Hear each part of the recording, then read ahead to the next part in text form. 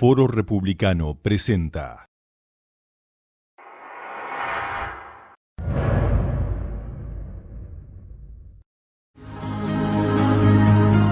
Es decir, que entonces parece que hay inflación, dijo Moreno, ¿no? Que para él no existía. Bueno, en realidad finalmente se despertó el monstruo, porque eso es lo cierto. La inflación viene creciendo hace tiempo, y eso lo sabemos muy bien, pero hoy es el principal problema de Argentina, que en realidad es la principal muestra del problema que tiene Argentina. Porque cuando uno mira la economía, en realidad está bastante bien.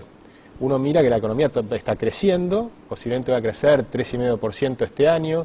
Uno mira que los mercados están mejorando, subieron fuertemente los bonos durante los últimos 12 meses. Los mercados internacionales también mejoran, la cosecha de soja va a ser buena, los precios son bastante buenos en las exportaciones. Uno mira realmente la economía y dice, hay un montón de cosas interesantes, positivas. Pero nosotros hace tiempo que venimos señalando que por debajo de la superficie se está carcomiendo la economía. Y lo que va a mostrar que eso es cierto es la inflación, precisamente. Y la inflación es un proceso que tiene distintas etapas. Y es como si fuera un monstruo que actúa de una manera cuando está dormido y de una manera diferente cuando se despierta. Cuando está dormido es como que actúa rezagadamente. Entonces es una inflación adaptativa. La gente no está tan consciente de lo que está ocurriendo. Y ahí tenemos una inflación moderada que puede ser del 2, 4, 5%, que luego empieza una etapa de inflación alta que llega a estar entre el 5 y el 10%. Cuando pasa el 10% anual, la inflación ya es alta, o muy alta. Pero hoy no está en el 10% anual, que son más o menos las cifras oficiales. Hoy está posiblemente en 3 veces más, 30% anual. Cuando llega el proceso de la inflación al 30% anual, llega a lo que se denomina técnicamente la inflación galopante, que no es que sea un umbral exacto, puede ser 30, puede ser 40%, pero digamos que estamos pasando de una inflación alta a una inflación galopante.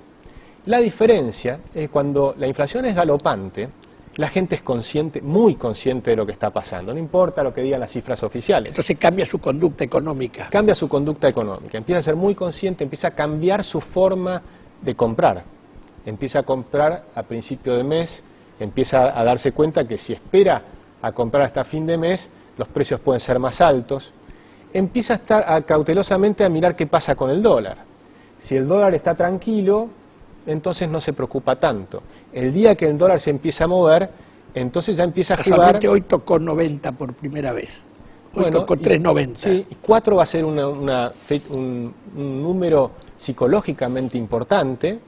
Vamos a llegar a un punto que va a superar el récord histórico.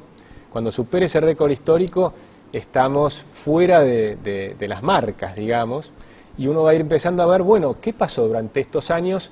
El dólar se mantuvo quieto y la inflación real estuvo muy por encima del dólar. Eso en algún momento vuelve a corregirse. Ahora, muy bien, el planteo suyo me parece excelente, como ponernos en qué forma se produce la inflación y se va acrecentando. Pero ¿qué genera que, dando los demás indicadores económicos razonablemente bien, se produzca? Es decir, se aumenta el gasto público más allá de lo posible con respecto a los ingresos. Indudablemente. El efecto inflacionario es una mezcla de política monetaria y fiscal. O sea, finalmente es cuánto se imprimen de billetes. Pero cuánto se imprimen de billetes es un lado de la película. Un segundo lado de la película es por qué se imprimen esos billetes. Porque el gasto público es más alto que los ingresos. Pero sobre todo hay que dimensionar no solo porque es más alto que los ingresos, sino porque aumenta el gasto público. Entonces el problema no es que el gasto público es alto, sino que viene creciendo muy rápido. Y viene creciendo muy rápido cuando hay recesión, lo cual en el mundo sería razonable. Cuando hay recesión, los estados tratan de incentivar la economía aumentando más. Pero aquí aumentamos fuertemente el gasto público cuando hay expansión. Y además no mediante la creación de más bienes, sino simplemente en gasto no reproductivo. Correcto. Porque si va a aumentar mayor cantidad de bienes, entonces aumenta la compensación de los billetes. Aumenta el gasto público sobre el PBI. Es decir, sobre la economía total va creciendo el tamaño del Estado. Cada vez hay más gente que vive del Estado. Hoy hay 11 millones de personas que reciben dinero del Estado. Y hay 11 millones de personas que trabajan, con lo cual hay 1 a 1, de forma tal que es cada vez más pesado. Por supuesto, ¿cómo se financia el Estado? Bueno, ahí vienen los problemas. Primero se financia con impuestos. Ahora, los impuestos vienen creciendo sideralmente, ya hay más de 85 impuestos, con lo cual uno va viendo que te sacan de todos lados. Si uno toma una cuenta de cualquier cosa, va a ver que además están los impuestos. El IVA, los impuestos internos, el ABL, tasas, contribuciones, impuestos son inmensas en Argentina. Estamos hablando del 64,1%. Por supuesto, una gran parte de la economía está en negro. Entonces, ¿qué es lo que ocurre? El peso sobre la economía en blanco es muy alto. Claro. Y ya está en un nivel que si aumentamos más los impuestos, no va a aumentar la recaudación. De forma tal que los impuestos ya no sirven para cubrir la brecha. Y entonces empiezan los otros temas. El endeudamiento exterior, por eso se vuelve a ver el tema de la deuda, tratar de volver a entrar en los mercados internacionales. Y luego está manotear de algún lado, manotear del ANSES, tomar como ingresos el dinero que entró del Fondo Monetario, pues siempre hablamos más del fondo, pero cuando nos mandan 2.500 millones de dólares... Sí, que era por el aumento de capital. Por el aumento de capital y están bastante contentos, ¿verdad? Entonces, esos derechos especiales de giro que se llaman, son 2.500 millones que ingresaron el año pasado, se toman dineros del ANSES, es decir, se van cubriendo todo eso. Se toma todas las AFJP que se estatizaron. Parte de ese dinero, se va tomando parte de ese dinero. Pero no alcanza. Y ahí se empieza a imprimir. Y ahí empieza la inflación. Pero como la inflación, como le decía, es un monstruo que actúa de maneras distintas, cuando ya está despierto, y finalmente Moreno tiene que decirlo porque ya es evidente que está despierto. Ya no puede ignorarlo. Es imposible ignorar la inflación.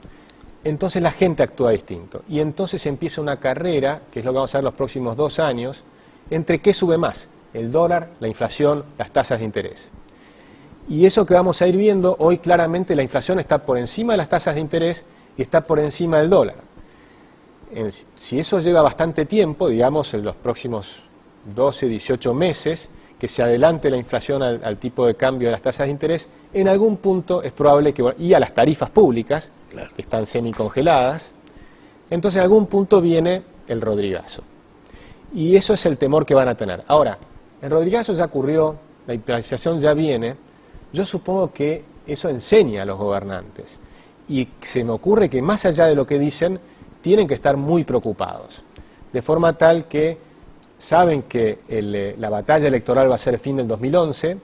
Si mantienen las reglas de juego actuales, se va a llegar a un momento muy complicado a fines del 2011, de modo tal que sería razonable pensar que empiecen a actuar de una manera más prudente. Claro, el ocultamiento se hacía a través de mecanismos totalmente casi de engañismo.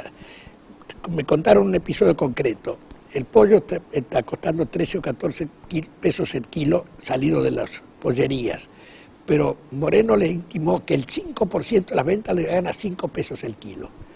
El 95 se sigue vendiendo 12, pero este es el que se toma en cuenta para la inflación. Sí. Engaña pichanga, como dicen los chicos, ¿no? Sí, pero eso sí, claro, a doña Rosa, como decía revienta, Bernardo... Claro. Ella compra el pollo de 12 y pico, no el de 5. Es indudable, ellos tienen un sueldo y a fin de mes le alcanzó para comprar determinadas cosas y al mes siguiente compra menos cosas. Sí. Y entonces empieza a haber una puja distributiva muy fuerte, porque no todos actúan igual en la inflación.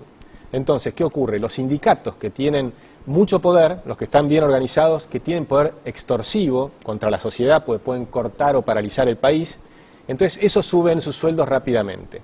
Mientras que el que trabaja en negro o el que no está sindicalizado, entonces es más difícil. Con lo cual hay una transferencia de ingresos entre los que están peor a los trabajadores que están mejor, que son, por ejemplo, los que están con el rubro de Moyano, etcétera. Y lo que está peor es el tiempo que tiene 2 minutitos para decirnos como conclusión qué hacer en 2 minutos. Como conclusión hay que pensar, hay que ponerse a trabajar y pensar muy bien qué se va a hacer después del 2011. Porque hasta el 2011 y el principio del 2012 va a ser muy complicado. Los da por perdidos. No digo por perdidos, pero hay que pensar, como va a haber seguramente un cambio de gobierno, es muy importante estar pensando todos los problemas que vamos a solucionar a partir del 2011. Son muchísimos. Se han ido acumulando muchos problemas. Entonces, hay un problema, nosotros nos concentramos, por decir, 3 titulares. Un titular que es la democracia certera, no cualquier democracia. Hay que mejorar nuestro tipo de democracia, el sistema electoral, la república, etcétera. Hay un segundo problema muy serio para la gente, y los que están observando este programa lo saben muy bien, que es la seguridad. Nosotros lo llamamos paz interior. Paz interior significa que la gente esté segura que va a tener libertad, seguridad para él y sus hijos, y seguridad para su propiedad, para su vida y para su propiedad. Eso da una cierta paz interior. Ahí hay que hacer muchas cosas para mejorar eso. Y el tercer capítulo es oportunidades para todos. Y oportunidades para todos implica poner el país en marcha. Poner el país en marcha implica una cantidad enorme de cuestiones que no tenemos tiempo de tocar aquí, pero si me vuelves a invitar, hay que cerrar, sí, porque podemos, nuestro tiempo se va. Es decir, nos dio el grito de alerta y nos dio soluciones posibles. Sin duda. Agustín Echevarne, gracias por esto. Y a ustedes, queridos amigos, Muchas inflación gracias. mediante, gracias. Hasta la semana que viene.